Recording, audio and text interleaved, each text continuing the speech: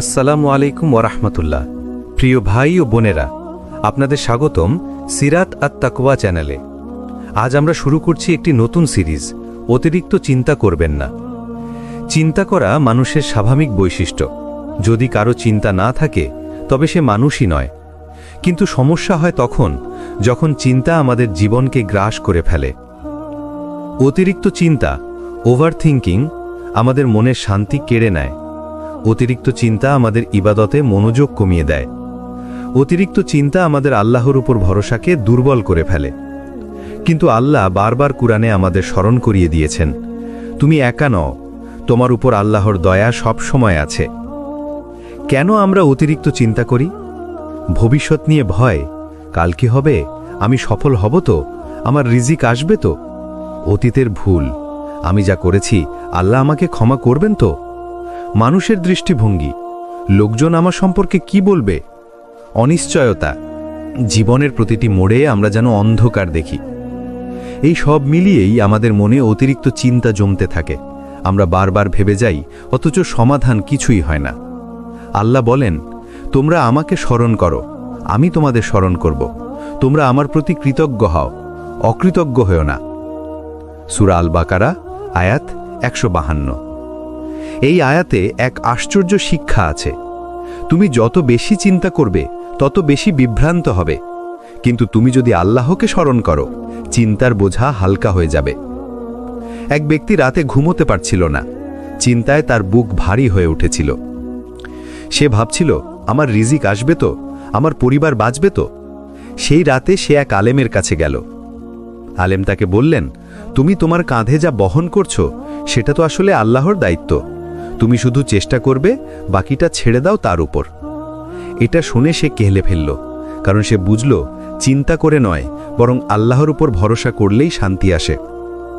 অতিরিক্ত চিন্তা আমাদের মানসিক শান্তি কেড়ে নেয়, কিন্তু আল্লাহর জিকির আমাদের শান্তি ফিরিয়ে দেয়। মনে রাখবেন, চিন্তা করার বদলে দোয়া করুন, দুশ্চিন্তা করার বদলে আল্লাহর উপর ভরসা করুন। চিন্তার আসল শত্রুকে, আর কিভাবে এই শত্রু আমাদের ঈমানকে ধীরে ধীরে দুর্বল করে ফেলে? চিন্তার আসল শত্রু হল শয়তান। চিন্তা কোনো রোগ নয়, বরং মানুষের একটি স্বাভাবিক অনুভূতি। কিন্তু যখন সেটা নিয়ন্ত্রণের বাইরে চলে যায়, তখন এর পিছনে দুটি বড় শক্তি কাজ করে। প্রথমত, শয়তান বারবার আমাদের মনে সন্দেহ জাগায়। সে বলে, তুমি তো পারবে না, তুমি তো ব্যর্থ। সে তোমার মনে ভয় ঢুকিয়ে দেয়, তোমার ভবিষ্যৎ অন্ধকার, তোমার রিজিক শেষ হয়ে যাবে। আল্লাহ কুরআনে বলেছেন, শয়তান তোমাদের দারিদ্র্যের ভয় দেখায় এবং অশ্লীলতার দিকে ডাক দেয়, অথচ আল্লাহ তোমাদের প্রতিশ্রুতি দেন ক্ষমা এবং অনুগ্রহের। সূরা আল বাকারা, আয়াত 268। এই আয়াত পরিষ্কার প্রমাণ, অতিরিক্ত চিন্তার পেছনে শয়তান বড় ভূমিকা রাখে। আমাদের ভেতরের দুর্বলতা, ভয়, অনিশ্চয়তা, এইসব মিলিয়েই আমরা নিজেদের অতিরিক্ত চাপের মধ্যে ফেলে দিই। আমরা বারবার নিজেদের প্রশ্ন করি, আমি যদি ব্যর্থ হই, আমি যদি লজ্জিত হই, মানুষ যদি আমাকে খারাপ ভাবে। এগুলো নফসের ফিসফিসানি, যা আমাদের ঈমানকে দুর্বল করে ফেলে। অতিরিক্ত চিন্তা কিভাবে ঈমান দুর্বল করে? সন্দেহ তৈরি করে। মানুষ ভাবে, আল্লাহ হয়তো আমাকে সাহায্য করবেন না। আল্লাহর উপর ভরসা কমায়। আমরা চেষ্টা করার আগে ফলাফল নিয়ে বেশি চিন্তা করি। ইবাদতে মনোযোগ নষ্ট করে। নামাজে দাঁড়ালেও মনের ভিতর ঘুরতে থাকে হাজারো দুশ্চিন্তা। হতাশা সৃষ্টি করে। আমরা বিশ্বাস হারাই, ভাবি কিছুই হবে না। ভাই ও বোনেরা, আল্লাহ কুরআনে বলেছেন, নিশ্চয়ই যারা বলে আমাদের রব আল্লাহ এবং তারপর অটল থাকে, তাদের উপর কোনো ভয় নেই এবং তারা দুঃখিত হবে না। সূরা আহকাফ, আয়াত 13। অর্থাৎ ভয় আর দুশ্চিন্তা কেবল তখনই আসে যখন আমরা আল্লাহর উপর পূর্ণ ভরসা রাখতে পারি না। এক যুবক ছিল যে চাকরি খুঁজছিল অনেক দিন ধরে। কাজ না পেয়ে সে রাতে ঘুমোতে পারত না। সারাদিন শুধু চিন্তা করত। অবশেষে তার শরীর ভেঙে পড়ল। কিন্তু যখন সে এক আলেমের কাছে গিয়ে বলল, আমি শুধু চিন্তা করি, কিছুই পাচ্ছি না, তখন আলেম তাকে বললেন, তুমি কি ভেবেছ চিন্তা তোমাকে রিজিক এনে দেবে? না ভাই, রিজিক আল্লাহর হাতে। তোমার দায়িত্ব চেষ্টা করা, বাকিটা ছেড়ে দাও তার উপর। এরপর থেকে সে যুবক দুশ্চিন্তা কমিয়ে দিল, আল্লাহর উপর ভরসা রাখল, আর খুব শীঘ্রই সে এমন কাজ পেল যা সে কল্পনাও করেনি। এটাই প্রমাণ, চিন্তা নয়, বরং আল্লাহর প্রতি তাওয়াক্কুলই সফলতা আনে। অতিরিক্ত চিন্তার আসল শত্রু হল শয়তান এবং আমাদের নফস। তারা দুজন মিলে আমাদের ঈমান দুর্বল করতে চায়। তারা চায় আমরা আল্লাহর উপর ভরসা হারাই। কিন্তু মনে রাখবেন, যে আল্লাহকে শক্তভাবে আঁকড়ে ধরে তার কোনো দুশ্চিন্তা থাকতে পারে না। কিভাবে অতিরিক্ত চিন্তা আমাদের শরীর, মন আর আত্মাকে ভেঙে ফেলে, আর আল্লাহ কিভাবে এর সমাধান দিয়েছেন। যখন তুমি অতিরিক্ত চিন্তা করো তখন শরীরের ভিতরে নানান পরিবর্তন ঘটে। হৃদস্পন্দন বেড়ে যায়, মনে হয় যেন বুক ফেটে যাবে। ঘুম নষ্ট হয়, সারা রাত চোখের পাতা এক হয় না। ক্ষুধা কমে যায়, খাবারের প্রতি আগ্রহ হারিয়ে ফেলে। রোগ প্রতিরোধ ক্ষমতা কমে যায়, শরীর সহজে অসুস্থ হয়ে পড়ে। আধুনিক চিকিৎসা বিজ্ঞানও বলে অতিরিক্ত চিন্তা করলে শরীরে কার্টিসল নামের একটি স্ট্রেস হরমোন বেড়ে যায়, যা ধীরে ধীরে শরীরকে ভিতর থেকে দুর্বল করে ফেলে। অতিরিক্ত চিন্তার প্রভাব সবচেয়ে বেশি পড়ে মনের ওপর। অস্থিরতা তৈরি হয়, মন শান্তি খুঁজে পায় না। আত্মবিশ্বাস ভেঙে যায়, মনে হয় আমি পারবো না। একাগ্রতা নষ্ট হয়, পড়াশোনা বা কাজে মন বসে না। হতাশা তৈরি হয়, মনে হয় সব শেষ হয়ে গেছে। আল্লাহ কুরআনে আমাদের সতর্ক করে বলেছেন, শয়তান তোমাদের দুঃখিত করতে চায়। সূরা মুজাদিলা আয়াত 10।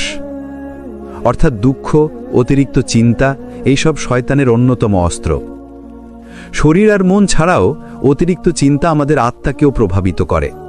নামাজে মনোযোগ হারিয়ে যায়, কুরআন পড়লেও আয়াত হৃদয়ে বসে না, দোয়া করলেও মনে হয় আল্লাহ শুনছেন তো।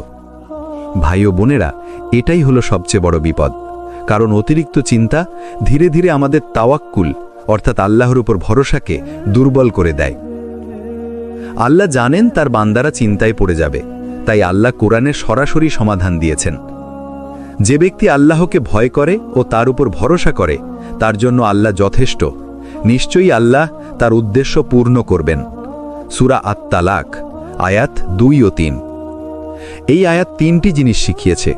প্রথম, ভয় ও চিন্তার মূল সমাধান হল আল্লাহকে ভয় করা। দ্বিতীয়, ভবিষ্যৎ নিয়ে আতঙ্ক নয়, বরং আল্লাহর ওপর ভরসা রাখা। তৃতীয়, আল্লাহ সর্বদা বান্দার উদ্দেশ্য পূর্ণ করেন সময় মতো। একজন মা ছিলেন, তার সন্তানের অপারেশনের সময় ঘন্টার পর ঘন্টা বসে কাঁদছিলেন। মনে হচ্ছিল দুনিয়া ভেঙে পড়েছে। কিন্তু ডাক্তার অপারেশন শেষে বললেন, আপনার সন্তান সম্পূর্ণ সুস্থ আছে। সেই মা পরে বলেছিলেন, আমি এত চিন্তা করে নিজের শরীর আর মন নষ্ট করেছি, অথচ আল্লাহ তো আমার সন্তানের হেফাজত করেই রেখেছিলেন। এটাই শিক্ষা। আমরা দুশ্চিন্তায় ডুবে থাকি, অথচ আল্লাহর রহমত সব সময় আমাদের ঘিরে রাখে। অতিরিক্ত চিন্তা আমাদের শরীর, মন আর আত্মাকে ধ্বংস করে ফেলে। কিন্তু আল্লাহ আমাদের জন্য দিয়েছেন একটি সুন্দর সমাধান, তাওয়াক্কুল, দোয়া আর ধৈর্য। মনে রাখুন, চিন্তা তোমাকে দুর্বল করে, আর আল্লাহর উপর ভরসা তোমাকে শক্তিশালী করে। চিন্তা এটা এক ধরনের আগুন।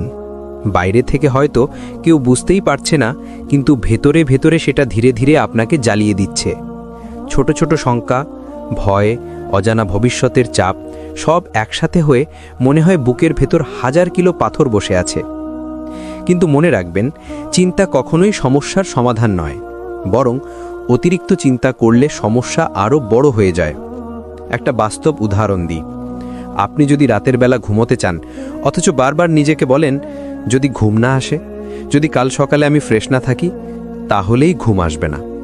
একইভাবে জীবনের প্রতিটি ক্ষেত্রে যখন আমরা অতিরিক্ত চিন্তা করতে থাকি, তখন বাস্তব সমস্যার তুলনায় আমাদের মনে তার আকার আরও বিশাল হয়ে ওঠে। আল্লাহ তাআলা কুরআনে বলেছেন, আর যে আল্লাহর উপর ভরসা করে তার জন্য তিনিই যথেষ্ট। সূরা আত-তালাক 3। দেখুন, এখানে আল্লাহ আমাদের সরাসরি আশ্বস্ত করেছেন, তুমি যদি আমার উপর ভরসা করো তাহলে তোমাকে অকারণ দুশ্চিন্তায় ডুবে থাকতে হবে না, কারণ আমি আছি, আমি তোমার ব্যাপারগুলো সামলাবো। কিন্তু আমরা কি করি? আমরা আল্লাহর হাতে ছেড়ে দেওয়ার বদলে নিজের মনের মধ্যে হাজারো যদি আর কিন্তু বানিয়ে ফেলি। যদি চাকরি না পাই, যদি ব্যবসা নষ্ট হয়, যদি পরীক্ষায় ফেল করি, যদি মানুষ কি বলে, এই যদিগুলোই আমাদের চিন্তাকে পাহাড়ে রূপান্তরিত করে। অথচ আল্লাহর কাছে কখনোই যদি থাকে না। আল্লাহর কাছে আছে নিশ্চিত সিদ্ধান্ত, সঠিক সময় আর সেরা পরিকল্পনা। হাদিসে এসেছে, রাসূলুল্লাহ সাল্লাল্লাহু আলাইহি ওয়াসাল্লাম বলেছেন, যদি তোমরা আল্লাহর উপর প্রকৃত ভরসা করতে তবে তিনি তোমাদেরকে এমনভাবে রিজিক দিতেন যেমন তিনি পাখিদের রিজিক দেন। তারা সকালে ক্ষুধার্ত অবস্থায় বের হয় আর সন্ধ্যায় পরিতৃপ্ত হয়ে ফিরে আসে। তিরমিজি। একটু ভেবে দেখুন, পাখিদের কোনো ব্যাংক ব্যালেন্স নেই, কোনো সঞ্চয় নেই, কোনো বড় পরিকল্পনাও নেই, তবুও তারা প্রতিদিন অল্প কয়েক ফোঁটা খাবারের জন্য আকাশে উড়ে বের হয় আর আল্লাহ তাদের জন্য যথেষ্ট ব্যবস্থা করেন। তাহলে আমরা কেন ভাবি যে আল্লাহ আমাদের দেখছেন না? ভাই ও বোনেরা, অতিরিক্ত চিন্তা আপনার দোয়াকে দুর্বল করে দেয়। যখন আপনি বারবার চিন্তা করতে থাকেন তখন আপনি আসলে নিজের মনে এই বার্তাটাই বসিয়ে দেন, আমি একা, কেউ নেই। অথচ আল্লাহ বলছেন, আমি আছি, আমি যথেষ্ট। তাহলে আজ একটা সিদ্ধান্ত নিন, চিন্তাকে আল্লাহর হাতে ছেড়ে দিন। আপনার দোয়া করুন, চেষ্টা করুন আর বাকিটা তার উপর ভরসা করুন। কারণ যে আল্লাহ আপনার হৃৎস্পন্দন পর্যন্ত জানেন, তিনি তো আপনার ভবিষ্যতের প্রতিটি ধাপ জানেন। অতিরিক্ত চিন্তার শিকার হলে দোয়া কিভাবে মনকে শান্ত করে। চিন্তা যখন বুকে কষে ধরে তখন মানুষের মনে হয় এই পৃথিবীতে আর কেউ তাকে বুঝতে পারছে না, কেউ সাহায্য করতে পারছে না। এই অবস্থাতেই দোয়া হলো সেই দরজা যা আল্লাহ বান্দার জন্য সর্বদা খোলা রেখেছেন। রাসূলুল্লাহ সাল্লাল্লাহু আলাইহি ওয়াসাল্লাম বলেছেন, দোয়া হলো ইবাদতের মূল। তিরমিজি। অর্থাৎ দোয়া শুধু কিছু চাওয়ার নাম নয়, বরং দোয়া করার মাধ্যমে বান্দা সরাসরি আল্লাহর সাথে সম্পর্ক গড়ে তোলে। দোয়ার ভেতরে এক ধরনের প্রশান্তি আছে, কেননা যখন আপনি দোয়া করেন তখন আপনি আসলে নিজের মনের সব চিন্তা, দুঃখ, হতাশা, ভয় সব আল্লাহর কাছে উজাড় করে দেন। একবার ভেবে দেখুন তো, মানুষের কাছে যখন আপনি সমস্যা বলেন তখন হয়তো তারা শোনে, হয়তো না। তারা সমাধান দিতে পারলেও অনেক সময় আপনার ভেতরের যন্ত্রণা বুঝতে পারে না। কিন্তু আল্লাহ, তিনি তো আপনার অন্তরের প্রতিটি অনুভূতি জানেন। এমনকি আপনি যে কষ্টের কথা মুখে আনতেই পারছেন না, সেটাও তিনি জানেন। চিন্তা যখন আপনাকে আঘাত করে তখন শয়তান বারবার হুইসপার করে, তুমি শেষ, তোমার আর কোনো পথ নেই। কিন্তু দোয়া করার মুহূর্তে আপনি আল্লাহকে মনে করিয়ে দেন, আমার মালিক তো তুমি, আমার পথ তৈরি করার ক্ষমতা শুধু তোমার। তখন শয়তানের সে হুইসপার দুর্বল হয়ে যায় আর আপনার মনে এক ধরনের শক্তি ফিরে আসে। কুরআনে আল্লাহ তাআলা বলেছেন, তোমরা আমাকে ডাকো, আমি তোমাদের দোয়া কবুল করব। সূরা গাফির 60। ভাই ও বোনেরা, খেয়াল করুন, আল্লাহ শুধু দোয়া করতে বলেননি, বরং প্রতিশ্রুতি দিয়েছেন, আমি কবুল করব। এর মানে হলো আপনার দোয়া কখনোই শূন্যে ঝুলে থাকে না। সেটা কখনো সাথে সাথে কবুল হয়, কখনো সময় নিয়ে হয়, আর কখনো আল্লাহ তার বিনিময়ে আপনার জন্য আরও ভালো কিছু লিখে দেন। এখন প্রশ্ন আসতে পারে, যখন আমরা অতিরিক্ত চিন্তায় ডুবে যাই তখন দোয়া করার উপকারিতা কি? প্রথমত, দোয়া আপনাকে মনে করিয়ে দেয় আপনি একা নন। দ্বিতীয়ত, দোয়া আপনার মনকে বোঝায় আল্লাহ আছেন, তিনি শুনেন, তিনি ব্যবস্থা করবেন। তৃতীয়ত, দোয়া আপনার চিন্তাকে আল্লাহর কাছে সঁপে দেয়, ফলে আপনার মাথার ভেতরের ভার হালকা হয়ে যায়। রাসূলুল্লাহ সাল্লাল্লাহু আলাইহি ওয়াসাল্লামের জীবনে দেখুন, তিনি জীবনের প্রতিটি কষ্টে, প্রতিটি চিন্তায় আল্লাহর কাছে ফিরে গেছেন। তিনি রাতে কেঁদে কেঁদে দোয়া করেছেন, সিজদায় ঘন্টার পর ঘন্টা থেকেছেন। অথচ তাঁরই তো পৃথিবীর সবচেয়ে বড় দায়িত্ব ছিল। তবুও দোয়ার মাধ্যমে তিনি শান্তি খুঁজে নিয়েছেন। তাহলে আমাদের জন্য দোয়া এত শক্তিশালী কেন? কারণ দোয়া হলো আল্লাহর সাথে যোগাযোগের সেই তার যা কখনো বিচ্ছিন্ন হয় না। আজ থেকে একটা অভ্যেস তৈরি করুন, যখনই অতিরিক্ত চিন্তা আসবে তখন বিষে কেবল কয়েকটি কথা বলবেন, হে আল্লাহ, আমি তোমার বান্দা, আমি অসহায়, আমি কিছুই পারি না, তুমি ছাড়া আমার কোনো আশ্রয় নেই। এভাবেই দুয়ার ভেতরে ভরে দিন আপনার সব চিন্তা। আল্লাহর কসম, আপনার অন্তরের ভার হালকা হয়ে যাবে। রাসূলুল্লাহ সাল্লাল্লাহু আলাইহি ওয়াসাল্লাম যে বিশেষ দোয়াগুলো শিখিয়েছেন, যা দুশ্চিন্তা, ভয় আর অতিরিক্ত চিন্তা দূর করে। চিন্তার পাহাড় যখন বুকের ভেতর জমে যায় তখন মানুষ হাঁপিয়ে ওঠে, মনে হয় বুকে যেন ভারী পাথর চেপে আছে। ঠিক তখনই দোয়া হলো সেই আলো যা অন্ধকার ভেদ করে হৃদয়কে শান্ত করে। রাসূলুল্লাহ সাল্লাল্লাহু আলাইহি ওয়াসাল্লাম আমাদের কিছু বিশেষ দোয়া শিখিয়ে গেছেন, যেগুলো তিনি সাহাবাদের শেখাতেন। আসুন আজ আমরা সেই দোয়াগুলো নিয়ে আলোচনা করি। দুশ্চিন্তা ও কষ্ট দূর করার দোয়া। হযরত আবু হুরায়রা রাদিয়াল্লাহু তাআলা আনহু থেকে বর্ণিত, রাসূলুল্লাহ সাল্লাল্লাহু আলাইহি ওয়াসাল্লাম যখন কোনো কষ্ট, দুশ্চিন্তা বা সমস্যায় পড়তেন তখন এই দোয়া পড়তেন, আল্লাহুম্মা রাহমাতাকা আরজু ফালা তাকিলনি ইলা নাফসি তরফাতা আইন ওয়া আসলিহ লি শা'নি কুল্লা লা ইলাহা ইল্লা আন্ত। হে আল্লাহ, আমি তোমার রহমতের আশা করি। এক মুহূর্তের জন্য আমাকে আমার নিজের নফসের উপর ছেড়ে দিও না। আমার সব ব্যাপার ঠিক করে দাও, তুমি ছাড়া কোনো ইলাহ নেই। আবু দাউদ। এই দোয়া আমাদের শেখায় চিন্তার সময় নিজের উপর ভরসা না করে পুরোপুরি আল্লাহর উপর নির্ভর করতে হবে।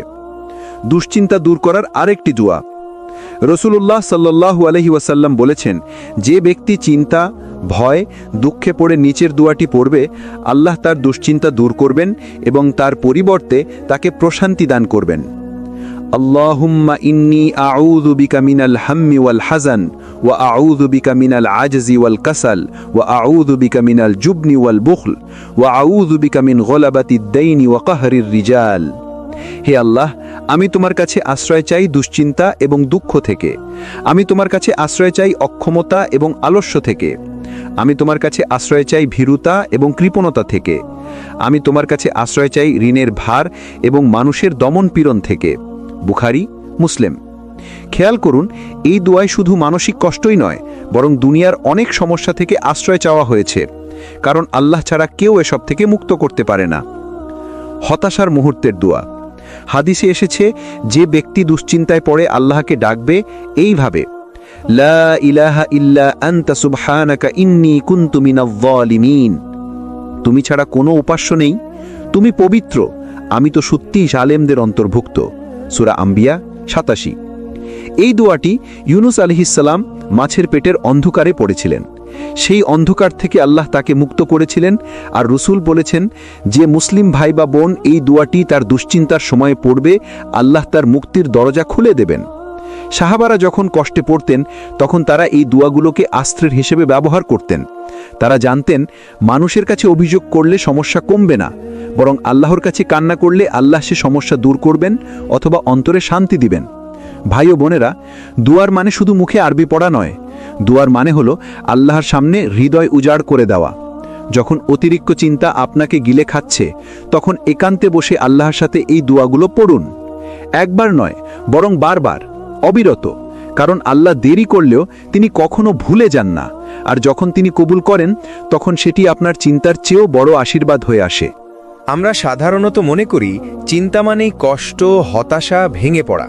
কিন্তু কোরআন ও হাদিস আমাদের শেখায়, আল্লাহ যখন বান্দাকে কোনো দুশ্চিন্তা, ভয় বা মানসিক চাপের মধ্যে রাখেন, সেটার ভেতরেও থাকে রহমত। আল্লাহ বলেন, অবশ্যই আমি তোমাদেরকে পরীক্ষা করব কিছু ভয়, ক্ষুধা, ধনসম্পদ, জীবন ও ফসলের ক্ষতির মাধ্যমে, আর ধৈর্যশীলদের সুসংবাদ দাও। সূরা বাকারা 155।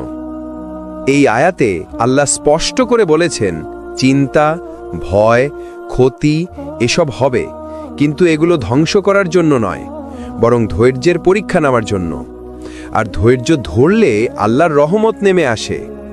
চিন্তা আপনাকে আল্লাহর দিকে ঠেলে দেয়। অনেক সময় মানুষ সুখে থাকলে আল্লাহকে ভুলে যায়, নামাজ ফসকায়, দোয়া কমে যায়, তাওবা দূরে সরে যায়। কিন্তু যখন কোনো চিন্তা আসে, তখন সেই মানুষটি আবার সিজদায় ফিরে আসে, আবার কেঁদে কেঁদে আল্লাহকে ডাকে, আবার রাত জেগে দোয়া করে। তাই চিন্তা অনেক সময় আল্লাহর বিশেষ রহমত, যা বান্দাকে আবার তার কাছে ফিরিয়ে আনে।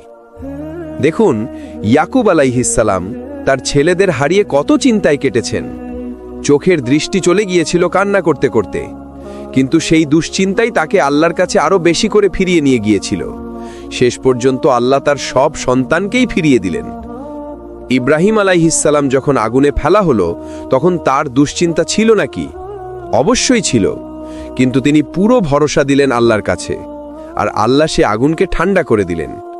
মুহাম্মদ সাল্লাল্লাহু আলাইহি ওয়াসাল্লাম যখন হিজরতের সময় গুহায় ছিলেন, তখন আবু বকর রাদিয়াল্লাহু চিন্তিত হয়ে পড়েছিলেন, কিন্তু রাসূল সাল্লাল্লাহু আলাইহি ওয়াসাল্লাম তাকে বললেন, চিন্তা করো না, আল্লাহ আমাদের সাথে আছেন। সূরা তওবা 40। খেয়াল করুন, এখানেই রহমতের দরজা খুলেছিল, কারণ আল্লাহর সাহায্য ঠিক সেই মুহূর্তেই নেমে এসেছিল। মনোবিজ্ঞানের ভাষায়ও বলা হয়, যখন মানুষ কোনো চাপের মধ্য দিয়ে যায়, তখন তার ভেতরে নতুন ধৈর্য, নতুন শক্তি তৈরি হয়। কোরআন ও হাদিস এই কথাকেই আরও গভীরভাবে বলে। চিন্তা আপনাকে মনে করিয়ে দেয়, তুমি দুর্বল, কিন্তু আল্লাহ শক্তিশালী। একজন মানুষ দুশ্চিন্তায় ভেঙে পড়েছিলেন। তার ব্যবসা ধ্বংস হয়ে যায়, ঋণের বোঝা মাথায় চেপে বসে, প্রতিদিন তিনি চিন্তায় রাতে ঘুমাতে পারতেন না। একদিন তিনি মসজিদে গিয়ে কেঁদে কেঁদে আল্লাহর কাছে বললেন, হে আল্লাহ, আমি হেরে গেছি, আমি পারছি না, এখন সব তোমার হাতে। কিছুদিন পর আল্লাহ তার জন্য নতুন দরজা খুলে দিলেন, অন্য জায়গায় কাজ শুরু হলো, ধীরে ধীরে ঋণও শোধ হলো। তিনি পরে বলেছিলেন, সেই ভয়ঙ্কর চিন্তায় আমাকে আল্লাহর দিকে ফিরিয়ে নিয়ে গিয়েছিল। যদি সেটা না হতো, আমি হয়তো কখনো সিজদায় কাঁদতে ফিরতাম না। তাহলে ভাই ও বোনেরা, আজ থেকে আমরা যখন চিন্তায় পড়ব, তখন বলবো, হয়তো এর ভেতরেই আল্লাহর কোনো বিশেষ রহমত আছে। অতিরিক্ত চিন্তার সময় ধৈর্য সাবর কিভাবে কাজ করে, আর ধৈর্যের প্রকৃত মানে কি? অনেকেই ভাবে সাবর মানে চুপচাপ সবকিছু সহ্য করা। না, সাবর মানে হলো আল্লাহর জন্য নিজের মন, জিহ্বা আর কাজকে নিয়ন্ত্রণ করা। অর্থাৎ সমস্যার সময় অভিযোগ না করা, হতাশ না হওয়া, হার মানা নয়, বরং আল্লাহর কাছে ভরসা রেখে টিকে থাকা। রাসূলুল্লাহ সাল্লাল্লাহু আলাইহি ওয়াসাল্লাম বলেছেন, সাবর হলো সেই ধাক্কা লাগার প্রথম মুহূর্তে ধৈর্য ধরা। বুখারী, মুসলিম। অর্থাৎ চিন্তা আসার সাথেই নিজেকে সামলানোই আসল ধৈর্য। আল্লাহ তাআলা বলেন, নিশ্চয়ই আল্লাহ ধৈর্যশীলদের সাথে আছেন। সূরা বাকারা 153। অতিরিক্ত চিন্তার সময় আপনি যদি ধৈর্য ধরেন, আল্লাহ বলছেন, আমি তোমার সাথে আছি। একবার ভাবুন তো, আল্লাহ নিজে যখন সাথে থাকার ওয়াদা দেন, তখন সেই চিন্তা কি আর আগের মতো থাকে? আবার কোরআনে বলা হয়েছে, ধৈর্যশীলদেরকে হিসাব ছাড়াই পুরস্কার দেওয়া হবে। সূরা জুমার 10। অর্থাৎ চিন্তার সময় ধৈর্য ধরলে পুরস্কার সীমাহীন। ইয়াকুব আলাইহিসসালাম যখন সন্তান হারালেন, তিনি বললেন, আমি তো সুন্দর ধৈর্য অবলম্বন করব। সূরা ইউসুফ 18। ইউসুফ আলাইহিসসালাম কারাগারে গিয়েছিলেন অন্যায়ভাবে, কিন্তু তিনি ধৈর্য ধরলেন। শেষে আল্লাহ তাকে মিশরের মন্ত্রী বানালেন। মুহাম্মদ সাল্লাল্লাহু আলাইহি ওয়াসাল্লামের জীবনে কষ্টের শেষ ছিল না, কিন্তু তিনি সব সময় ধৈর্য ধরে বলেছেন, আমার সাহায্যকারী আল্লাহই যথেষ্ট।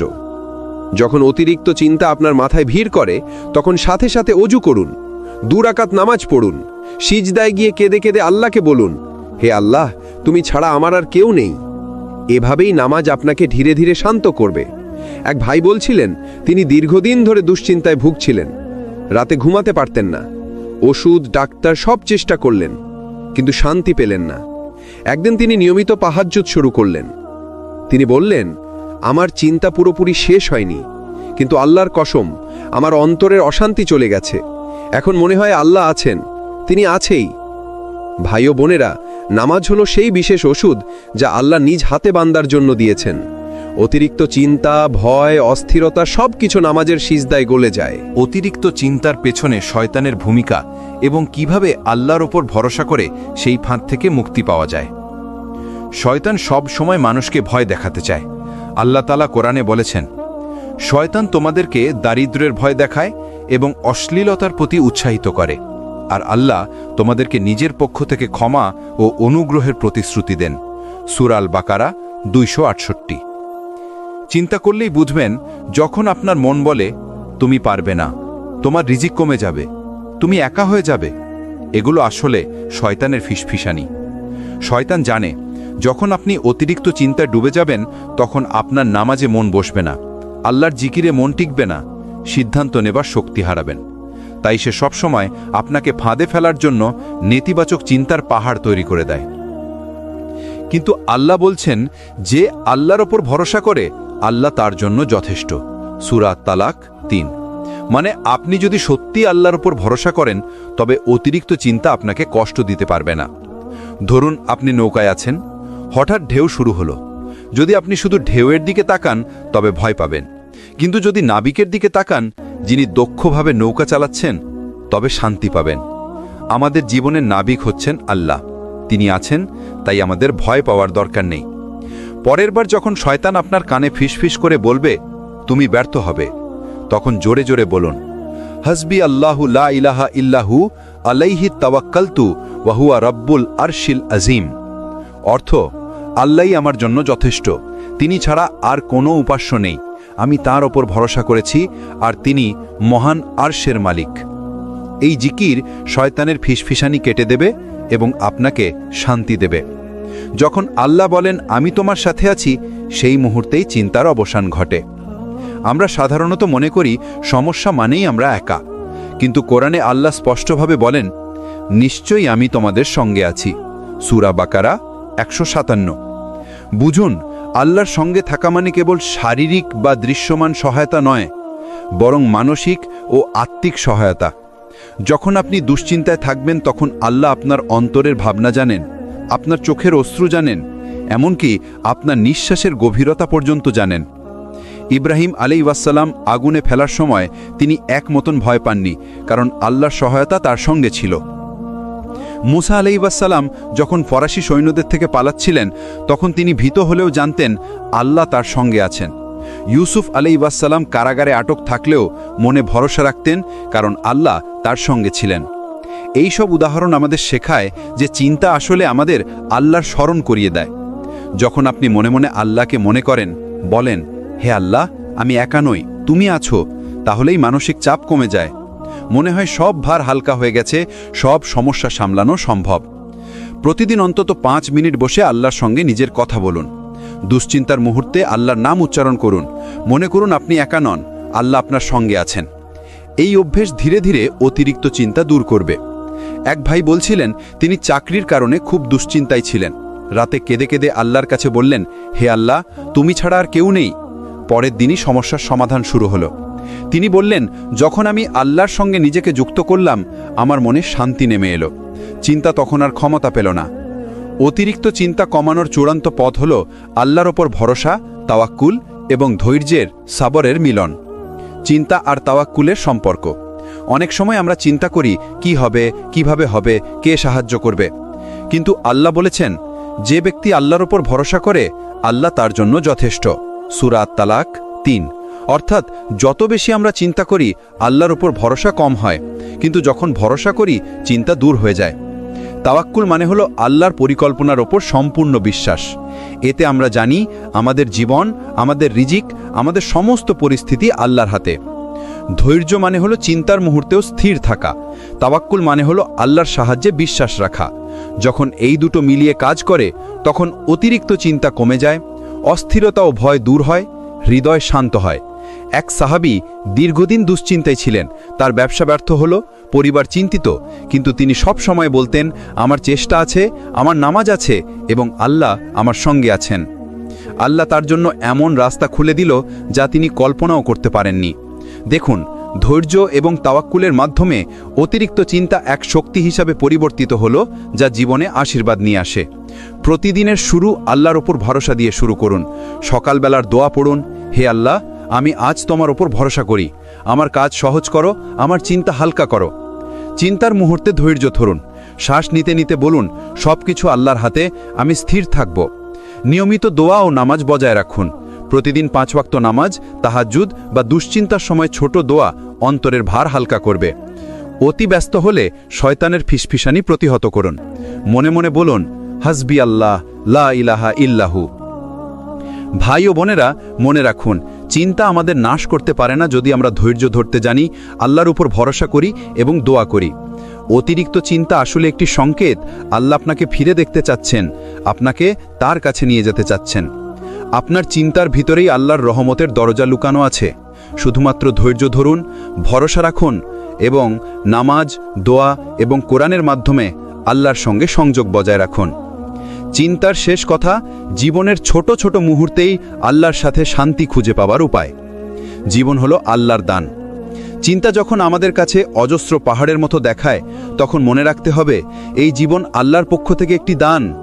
হয়তো কিছু মুহূর্তে আমরা হতাশ হয়ে পড়ি, হতাশার কুয়ায় ডুবে যাই, কিন্তু মনে রাখবেন, প্রত্যেক দুশ্চিন্তার ভেতরেই লুকানো আছে আল্লাহর শিক্ষা, আল্লাহর রহমত এবং আল্লাহর দিকে ফিরিয়ে আনার পথ। ছোট ছোট মুহূর্তে শান্তি খুঁজুন। সকালের প্রথম নিঃশ্বাস আল্লাহর স্মরণে কাটান। 2 রাকাত নামাজ বা দোয়া পড়ুন যখন চিন্তা জড়িয়ে ধরে। প্রকৃতির মধ্যে হাঁটুন এবং আল্লাহর সৃষ্টি চিন্তা করুন। হাসি মুখে কাউকে সাহায্য করুন বা ছোট্ট দান করুন।